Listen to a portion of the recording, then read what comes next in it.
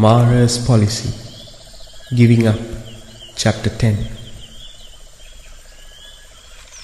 The Lord Buddha emphasized that the one who developed the path to attain Nibbana must be disciplined within the middle path.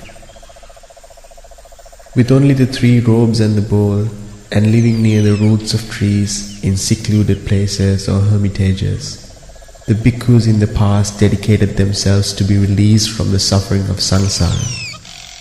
This the Buddha declared as the extent of the middle path for those bhikkhus who strive to transcend the samsara. If one wishes to, according to the length and the breadth of one's own defilements, can interpret this middle path. In this teaching, sasana, there is ample freedom for it. There is also freedom for criticism, and there is nothing wrong in that either. But the results of transcending the samsara will not be as expected or desired. For those bhikkhus who carry the bowl on alms begging, the manner in which to obtain even the requisite razor or the piece of soap from the lay benefactor in accordance with the Vinaya has been clearly specified within the practice. Here lies the true meaning of the middle path that will come to fruition as implied by the Buddha. For the bhikkhu to be contented with and depend upon whatever is received from the alms round is the middle path. Storing dry rations in the storeroom of the hermitage and in the alms round, if one is not able to find tasty, oily, spicy food, then to cook by oneself is certainly not relevant to the middle path. However, the Vinaya conduct gives complete freedom for it. And to make use of that freedom to the ultimate extent is also not wrong. The Vinaya is there for the unskillful. The skillful one is contented with whatever he gets. The bhikkhu who strives to attain Nibbana is not one who either amasses or collects, but one who lets go of the remainder once his hunger is satisfied. There is no tomorrow for him. He lives constantly in the present. In the present times, such meaningfulness could be a satire, or could even be criticized. Not only in the present times, but even in the time of the Buddha, such meaning had attracted much criticism. So what more can be said about today? However, it should be unquestionably, indisputably accepted that even at this present moment, there are a large number of those sons of the Buddha who develop the above path, who strive, endeavor, seek refuge or a way to develop this path, living on this earth. Those venerables are not media personnel who go about publicly proclaiming that they live by themselves in the thick of the jungles, or that they live dependent only on old robes and the alms round.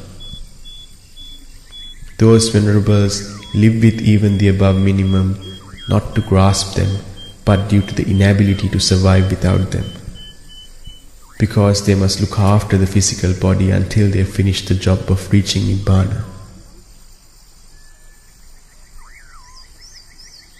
What the bhikkhu should reflectively eat is the food offered by the benefactor.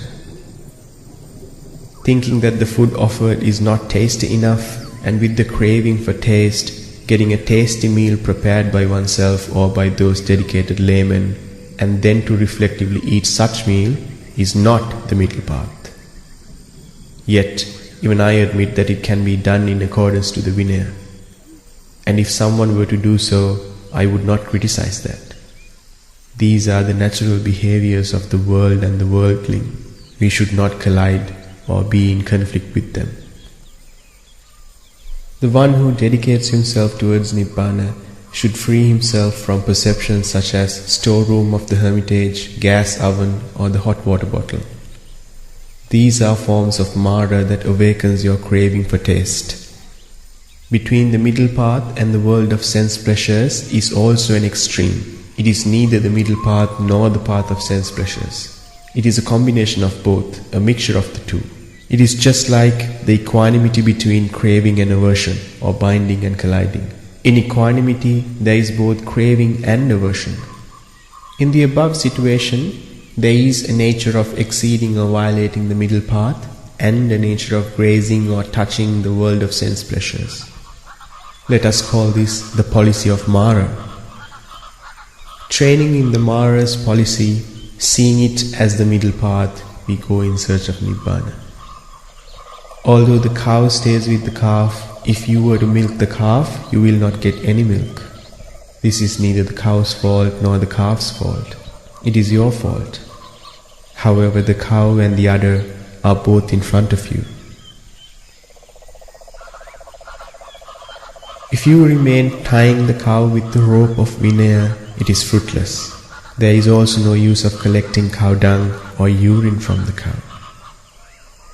You should be skillful to collect the 5 products of the cow. It is only through comprehending this you become skillful. The way to this is the true middle path. If you dedicate yourself to develop your practice bearing the 3 robes and the bowl while living in a hermitage, secluded places or near roots of trees, then the meaningful middle path lies there. Think carefully. Though your tongue lies, the heart would not lie. That you can see only through wisdom. Before you endeavor to be freed from the burden of this world, be freed from your own burden.